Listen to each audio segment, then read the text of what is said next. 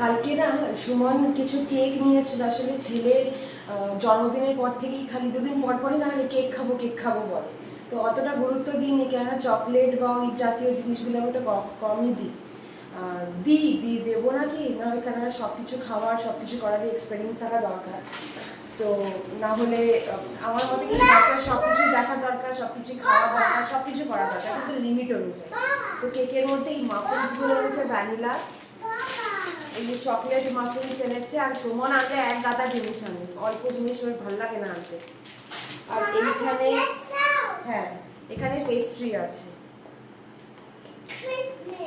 Christmas Christmas না বাবা,